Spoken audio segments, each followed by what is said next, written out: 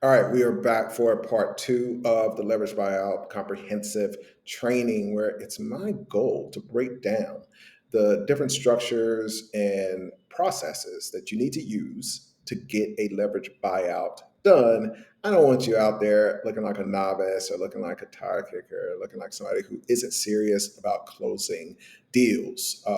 And the way you do that is by knowing step by step how to complete this type of deal. Last time we talked about probably the most basic structure. Talked about the direct leverage buyout, and that's typically done with debt financing. In those cases, typically it's a business or a firm they've already identified a company to buy. Typically, they're filtering the company based on the fact that they know who's going to finance it. If we're doing this type of direct leverage buyout, we already know from our financial institution or lender exactly what their requirements are. So one of the biggest mistakes, and this is kind of clue number one in this process, is you're not going out, doing a deal, and then bringing it back to your financial institution to find out if it meets their due diligence and underwriting requirements. No, you don't do it that way. So that's probably one of the biggest novice and beginner mistakes. Instead, what you want to do is go to the financial institution that you want to work with and ask them, hey, can you give me what you're looking for? What types of deals y'all are looking to close? And sometimes based on their portfolio, sometimes based on the diversification that they need. But regardless, you need to know up front. And then guess what? You need to add to your own due diligence process the very same things that your financial institution is going to provide the financing requires in their underwriting. So we're bringing them the deal, not saying, hey, does this meet your requirements? We're bringing saying, hey, based on the requirements you gave me, it meets this, it meets this, it meets this. Here's why. We decided to structure our side this way. Everything is based on what they told us. And the only way that it doesn't get done is that there's something that they didn't tell us. And even that is better feedback than just throwing stuff out there to a bunch of different institutions, just hoping that you're going to get it done.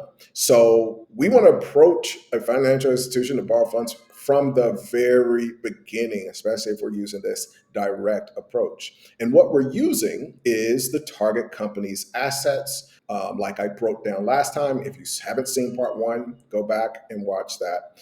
We're using their revenues, we're using their credit, and their, basically the company's guarantee. And every once in a while, if you're doing an SBA, that means you're also giving a personal guarantee that backs up all of those other things. Personally, I haven't done an SBA in 15 years, a little more than 15 years.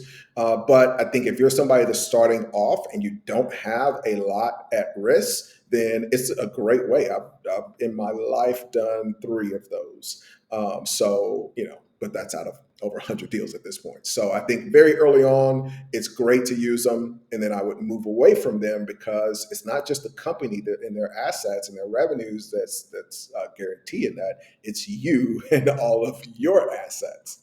So once the deal gets finalized in this scenario, the acquired company's cash flow are used to pay off the debt. And another crucial point for this first structure is you need to use the money to try to pay that debt down as quickly as possible, but you've got to make sure that there's enough room for you to get paid as well so that it becomes a win-win. The second part of the deal structure that I'm always going to use really in every deal. So unlike the first one, there are times when I use that and there are times that I don't. Is I like to use a foundation of seller financing, to build the deal structure on top of instead of a financial institution. But even if I'm using a financial institution, then I'll use seller financing on top of that foundation to supplement my overall deal structure. So, what does this look like? Well, in really every instance for me, but in some instances for folks, the seller of the company can play a role in the LBO as one of the financial institutions. So instead of the buyer finding an external place to finance the deal, the seller provides the necessary capital that's in addition to the buyer's cash.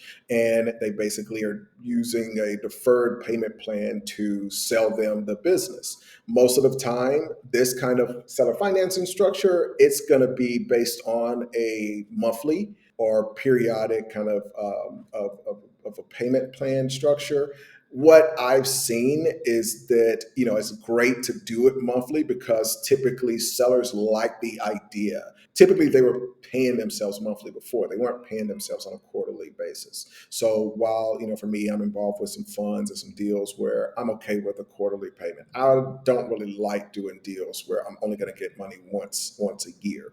But, kind of end of year, which, I've by default ended up in a couple of those types of deals, but I prefer monthly personally, but I'll do quarterly as well. But the average seller of a business is just going to prefer to get monthly payments, and a part of your sales pitch to that seller is, hey, how you'll get these monthly payments and you'll get some interest and you'll make this amount of money over time. If I go and I just get a loan and pay you, you're going to miss out on that additional interest return that you could be earning from this deal. And we go through, actually, there's a training video inside of the Patreon where we break down how to sell a seller on seller financing. So, basically, to break down an example on this, if you or a firm is buying a business and it's $1 million business, what I would at a minimum want is that the seller's doing about 60% of that, and then I figure out the 40%. Ideally, what I love is it's about 80%. You're typically just not going to get more than 80% on most deals. And then we kind of do a switcheroo. We'll talk about kind of some of the other things, but we do a switcheroo with what we went over in video one. We use those types of financings to do the down payment. So if we can get 60 to 80% from that seller and have them getting monthly payments, then the rest of that we can get financed, because what happens, one of the things that I love about the seller finance portion is that they typically aren't going to put a lien against the assets. So that becomes something that you can leverage if you negotiate the deal correctly. Most importantly, this reduces the financial burden that you have, at least in the immediate sense, for the buyer, because you do have to pay that off over time. But it does offer the seller the potential to get interest. And then for me, I'm also probably going to pay them a premium on the business itself. So you're making that a pretty, really cool win. Now, the next option for the foundation of your deal is earnouts. Now, in some businesses, as a lot of y'all know that follow the channel, I'm doing some deals in the wealth management space. But there's some businesses like in that space where earnouts can be a large portion for the deal. It used to be back in the day on internet businesses, which is funny to think about now. Man, back in the day, most of the time we were doing large earnouts because most of these businesses were not proven. I think we may go back to that into the internet space because there are a lot of people who, with things shifting, there was kind of a decade. There was a 10-year period, I'd say, from like 2010 to 2020, that a lot of things didn't change in a lot of ways. Well, now things are changing in a lot of ways. Google is having to change the way that SEO works in a lot of ways. Some of that is impacted by AI. And a whole separate note, AI is changing the way that everything is done. FBA has changed a lot in these recent years and put out a business, some very large aggregators that were buying those businesses based on the way that it worked that previous decade. So I do think that in the coming years, people that are in the know are going to require that earnouts become a part of the deals. Again, right now, there's still a lot of unlucky buyers who aren't in the know that are doing these deals. And I think in this decade, we're going to see everything change, and not just because of aliens. So a lot of stuff is changing right now, and not even just because Twitter changed its name. So there's a lot of things, it's kind of the 2000 to 2010, things were being built. Everything was changing a ton. People don't even remember that, Google was in a fight for the search space against Alta Vista and Excite and all these other ones that were bigger than Google at that point. So things are going to change a lot. It had 10 years that it was calm, and now we're back to kind of years where there's going to be a lot of innovation, a lot of disruption. And so that trickles down to these small businesses.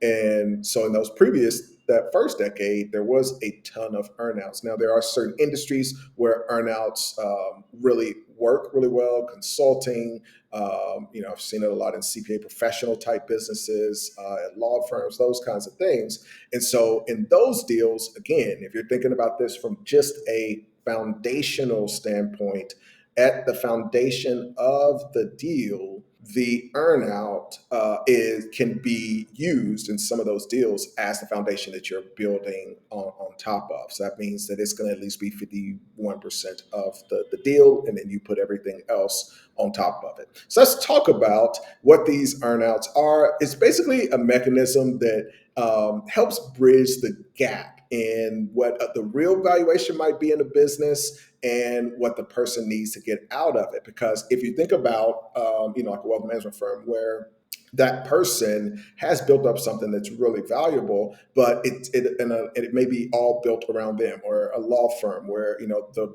main name that's on the law firm, even if other people are doing the work, it's like them being there is a big part of the value of that business. The wealth manager, that them having a relationship with their clients is a big part. And so you can have this gap where their value to the business represents this portion, and you don't want to pay for that up front. And so you need them to earn that out over time to make sure that in the transition, if they just up and say, hey, I'm out of here, and all the CPAs clients leave that day, you're not at a loss for that.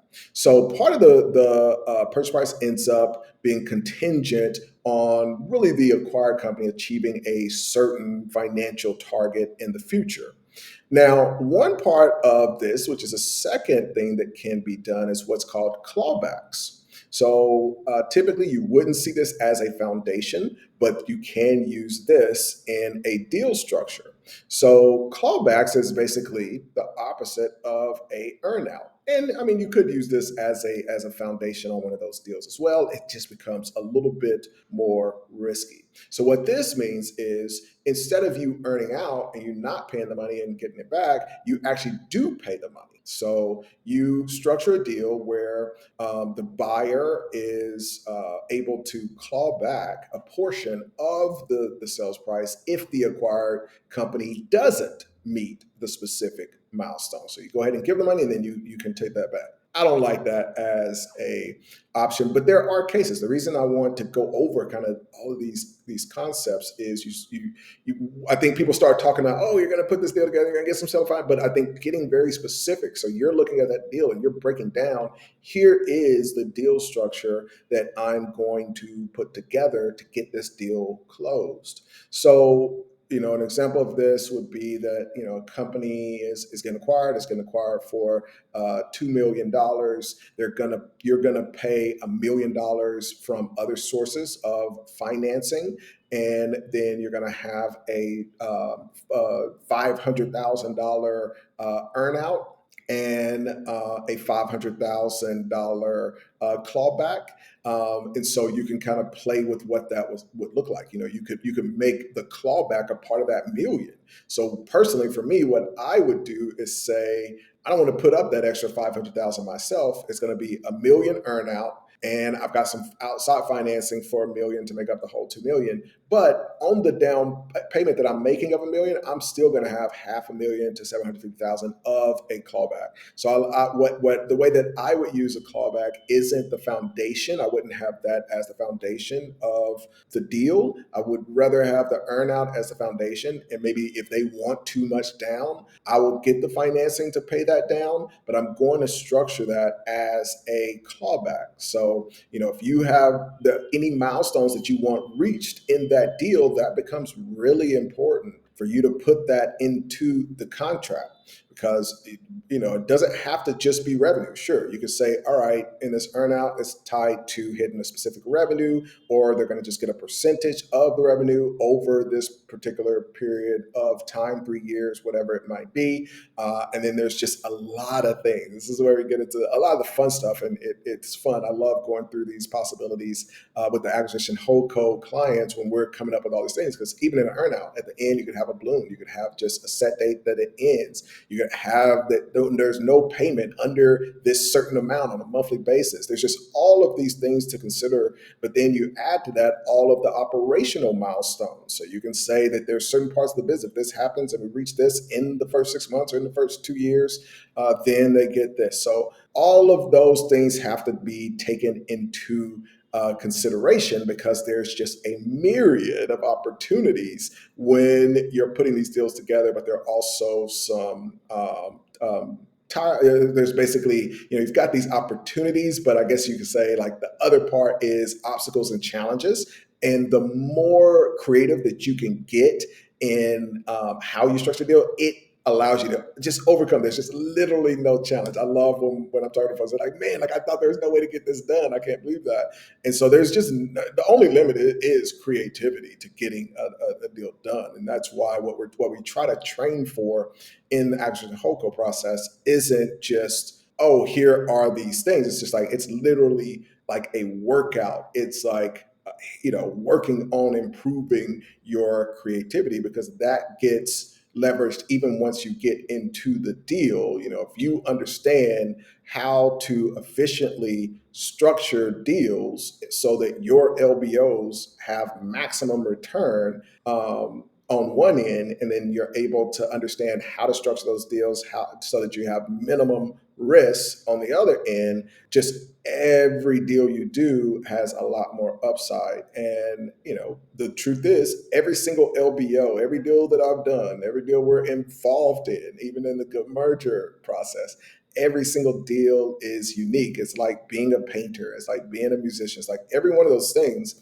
is unique. What you're bringing to the table as a musician isn't that you know how to write this song that you wrote before, is that you understand how to be creative, to come up with cool things. And so it's the same thing with being a deal maker. You're literally just kind of this artist that's working in the high stakes world of M&A. All right, I want to give this last one and we'll get out of here, and that is equity. So equity is an option to use as a foundational structure in your overall deal structure, or foundational part of your deal structure. And when I like to use equity is when the person feels like the deal has a lot more potential. We see deals all the time. We just had a client that came into Good Merger that had a business that today is worth about $9 million. And as a family, it was split. It was a family business, and so there was some that saw, hey, here's the path we could get this thing to 18 million and take these steps to get there. And then the other folks like, hey, we're good with the 8. We're ready to exit. We want to get out. But one of the things that you can leverage in a deal when you have those kinds of folks is you can give them equity if they see the upside, and then that can become the foundation. And then everything that you're structuring on top of that is the other options, some of the other options that we're talking about. Now, we didn't get into everything that you can do, but these are kind of the fundamentals, and you can do by combining and putting these things together like Legos. There's an infinite number of possibilities. Like I said, no two deals are ever going to be alike, even if you're just putting these 5 things we went over today together. Now, I do want you to understand that, this, we didn't get into due diligence. We didn't get into kind of the protection side of deal structuring. When I talk about minimizing risk, and so it goes. I don't want to not skip the fact that you should use all of this. If you're doing a leverage buyout, there's a certain amount of risk that comes along with that.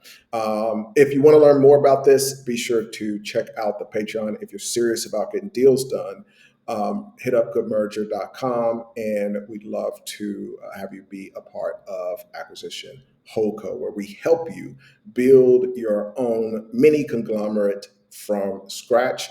And speaking of conglomerates, we actually have a free course that you can go through. So soloconglomerate.com is where you can check that out. Thanks for popping in, and I will see you again soon. Be sure to subscribe. Be sure to like. I'm out.